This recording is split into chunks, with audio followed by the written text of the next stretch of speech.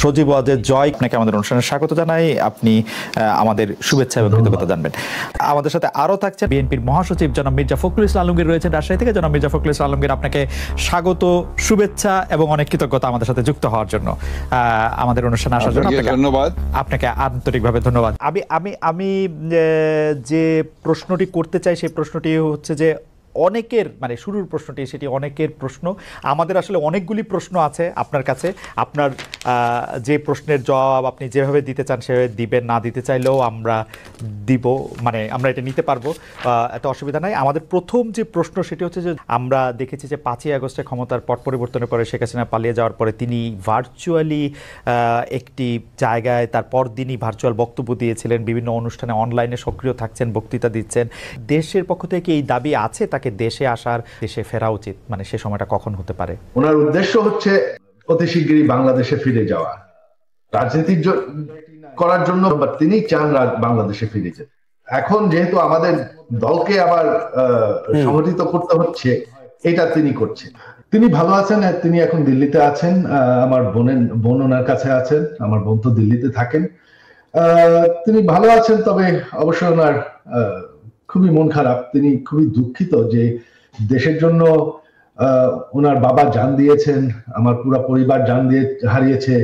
যে দেশের জন্য তিনি জেল খেটেছেন, এত পরিশ্রম করেছেন, এত উন্নয়ন করেছেন, সেই দেশের মানুষ তাকে এইভাবে অপমান করে বের করে দেবে, তার উপর আক্রমণ করতে যাবে, এটা আমরা কেউ কল্পনা করতে পারিনি। এটা তো আপনার একটা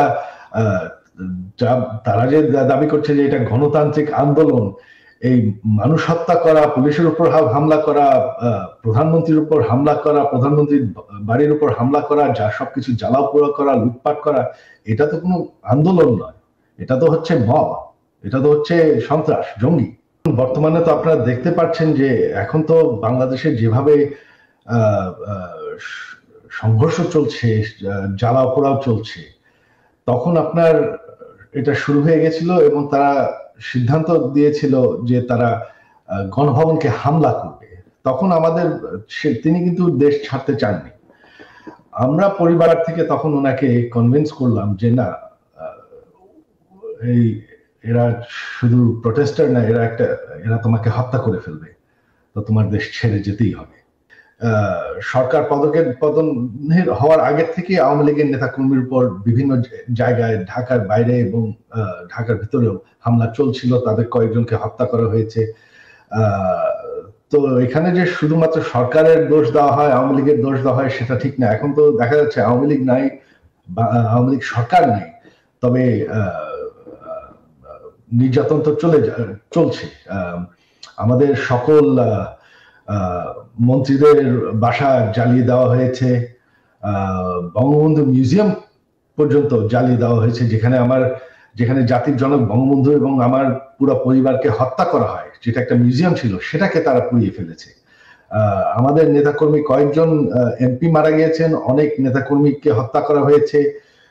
আর আমি শুনতে পাচ্ছি যে হিন্দুদের উপর আক্রমণ হয়েছে, কিছু মন্দির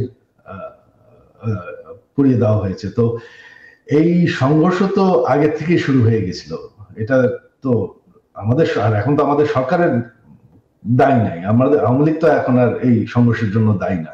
দেশের জন্য এত করেছি, এই যে গত 15 বছরে আপনার জানেন আমি ডিজিটাল বাংলাদেশ বানিয়েছি, এটা আমার স্বপ্ন ছিল। আমি সরকার থেকে কোনো বেতন নেই, বিনা মূল্যে আমি এই কাজটা করেছি। আমি প্রচুর পরিশ্রম করেছি বাংলাদেশকে ডিজিটাইজ করতে, গ্রাম পর্যন্ত ডিজিটাল বেনিফিট পৌঁছানোর।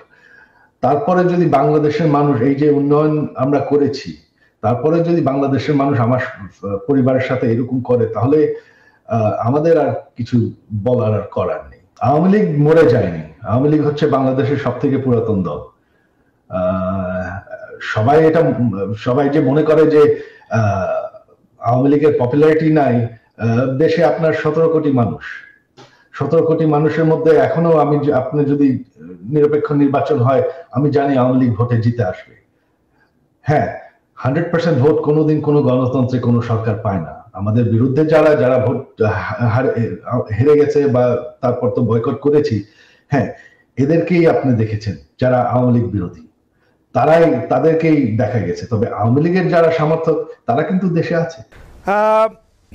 আরেকটি ব্যাপার সেটি হচ্ছে আমার আগেকার প্রশ্নের সাথে সম্পর্কিত, যে গণ অভ্যুত্থানের মুখে শেখ হাসিনার দেশ ছেড়ে পলায়ন, আওয়ামী লীগের নিষ্ক্রিয়তা এক ধরনের, মানে আওয়ামী লীগ দেশের রাজনৈতিক প্রেক্ষাপট থেকে বাদ হয়ে গেছে, কেউ কেউ আমাদের মিডিয়ার ভাষায় কেউ কেউ বলছেন যে একটা -1 হয়ে গেছে। অন্তর্বর্তী সরকারকে নিয়ে কোনো -2 সংখ্যা কি আছে? কেন এই প্রশ্নটি উঠছে সেটিও আমি বলি, যেটা কিছুটা আপনি আগেই প্রশ্ন করেছেন যে আওয়ামী লীগ আমলে কিন্তু আমরা দেখেছিলাম যে বেগম খালেদা জিয়ার চিকিৎসার জন্য বারবার বলা হচ্ছিল, কিন্তু 3.5 মাস পরেও বেগম জিয়া এখনও দেশে আছেন, তারেক রহমান সাহেব এখনও দেশে ফিরেন নাই। তো এইটার ক্ষেত্রে কি -2 কোনো আশঙ্কা আপনাদের মধ্যে রয়েছে কিনা অন্তর্বর্তী সরকারকে নিয়ে?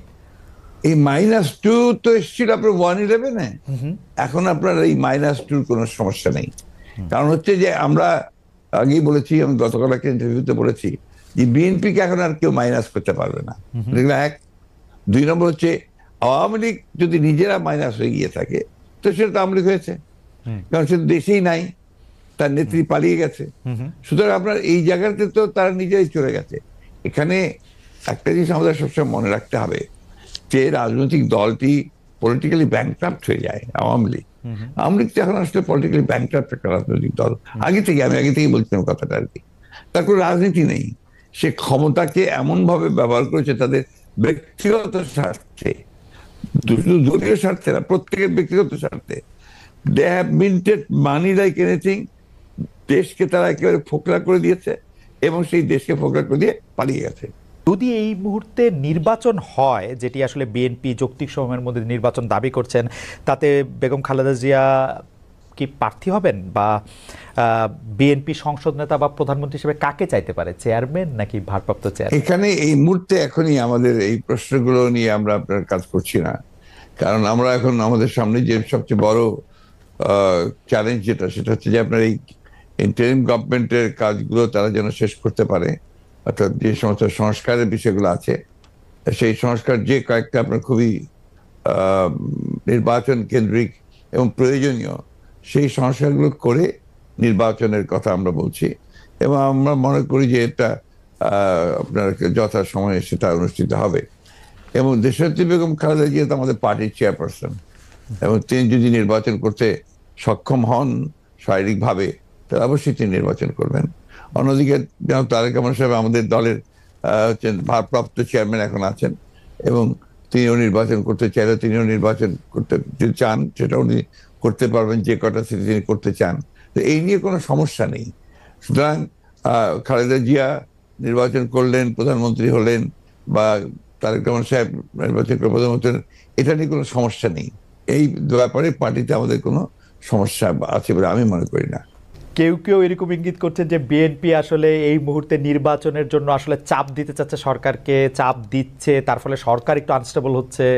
এইটা কি ঠিক? আবার অন্যদিকে সরকারের একটা জায়গা থেকে মনে হচ্ছে যে সরকার 2 বছর 4 বছর, হঠাৎ করে ডক্টর ইউনূস একটা 4 বছরের কথা বলাতে সেটা নিয়েও একটা বিভ্রান্তি তৈরি হয়েছে। আপনি এটাকে কিভাবে দেখেন? আমি দেখি একটু ভিন্নভাবে। এটা দেখি যে আমাদের দেশের মিডিয়া বা আপনারাই যারা মিডিয়াতে কাজ করেন, আপনারা সঙ্গে স্পেকুলেশনস করেন, এবং স্পেকুলেশন করলে এটা আপনাদের হয়তো বা খুব ভররা হয়, কিন্তু আমাদের জন্য আমরা এই ব্যাপারটাতে আমি ব্যক্তিগতভাবে খুব বেশি আগ্রহী নই। কারণ আমরা এই আপনি যে কথাগুলো বললেন তার একটার সঙ্গে কোনো বাস্তবতার মিল নেই, এবং আমরা সেই ধরনের কোনো চিন্তা করছি না বা সে ধরনের করছেও না। এবং আমি এখন পর্যন্ত দেখিনি যে আপনার সরকার যারা ইন্টারিম গভর্নমেন্ট আছেন তারা বেশি সময় থাকতে চান, 4 বছর থাকতে চান। কথাগুলো সেভাবে আসেনি, এগুলো আপনার মিসরিপ্রেজেন্টেড হয়েছে মিডিয়াতে।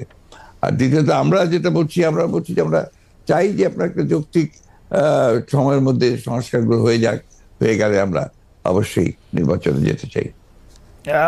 আপনারা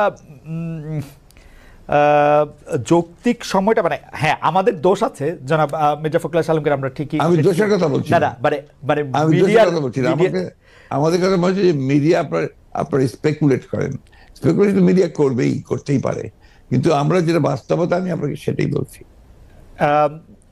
না মানে আপনি যদি অনুমতি দেন আমাদের অবস্থাটা আমরা একটু বলি, যে আমাদের কাছে মনে হচ্ছে যে নির্বাচন সংস্কার, মানে কিছু বলা হচ্ছে যে কিছু যৌক্তিক সংস্কার করে যদি নির্বাচনটা না দেওয়া হয় তাহলে বিএনপি যখন ক্ষমতায় আসবে বা অন্য কেউ যখন ক্ষমতায় আসবে তারাও আসলে একই সরকারের সমান ফেসিস্ট হতে পারে, গত সরকারের সমান। তো সেইটা চিন্তা করে তাদেরকে সংস্কারের কথা বলা হচ্ছে। আমি এটার সঙ্গে একেবারেই একমত নই। আমি ঘোরতর আপত্তি জানাচ্ছি, তীব্র প্রতিবাদ জানাচ্ছি। বিএনপির সঙ্গে ফ্যাসিস্ট আওয়ামী লীগের তুলনা করার কোনো কারণই থাকতে পারে না। কারণ বিএনপি ইজ এ পার্টি, যে দলটা বহুদলীয় গণতন্ত্র নিয়ে এসেছে। আওয়ামী লীগ একদলীয় শাসন ব্যবস্থা বাকশালে ছিল, আমরা বহুদলীয় গণতন্ত্র নিয়ে এসেছি। আমরা সংসদীয় গণতন্ত্র নিয়ে এসেছি, ম্যাডাম জিয়া নিয়ে এসেছেন। আমরা তত্ত্বাবধায়ক সরকার বিধান পাশ করেছি পার্লামেন্টে, এবং আমাদের কাছে ফ্যাসিস্ট হওয়ার এখন পর্যন্ত তো প্রশ্নই উঠতে পারে না। আমাদের যে পার্টির স্ট্রাকচার, আমরা যে কাজ করেছি, সেগুলো সমস্ত গণতন্ত্রের পক্ষে গেছে। এবং 14 বছর লড়াই করেছি তো ফ্যাসিস্ট হওয়ার জন্য নয়, গণতন্ত্রকে প্রতিষ্ঠা